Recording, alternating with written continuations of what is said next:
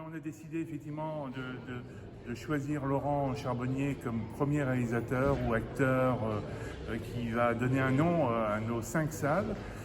Parce que notre désir était déjà de choisir des talents issus de la région centre. Donc le premier sera Laurent Charbonnier et les autres suivront. Dès demain, il y aura Les Baudins et après d'autres réalisateurs prendront la suite, notamment fin avril. C'est tout à fait sympathique de la part de Francis Fourneau d'avoir pensé à moi. Je crois qu'il voulait avoir le nom de réalisateur plutôt régionaux pour ces 5 salles. Et donc voilà, non, c'est tout à fait sympathique. Alors, j'avais déjà l'école de Montrieux en Sologne qui porte le nom de Laurent Charbonnier, donc j'avais trouvé ça sympa également, évidemment.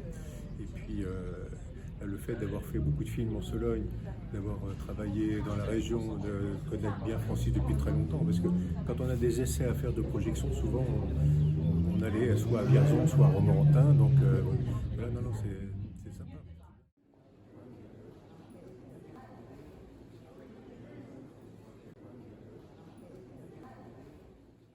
C'est un résultat qui est plutôt bon et bien pour un film de ce style, qui est un peu catalogué documentaire, malgré que Michel Seydoux souhaite qu'on dise que c'est un film. En fait, c'est pas un documentaire animalier.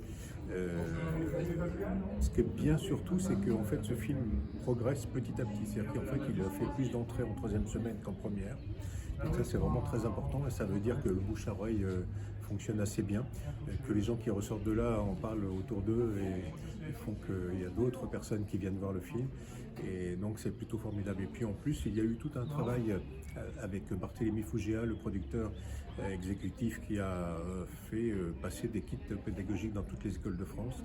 Donc du coup, maintenant, on a des scolaires qui viennent et qui demandent à voir le film à Romorantin, à Blois, mais aussi à Biarritz ou à Mulhouse. Donc voilà, c'est important.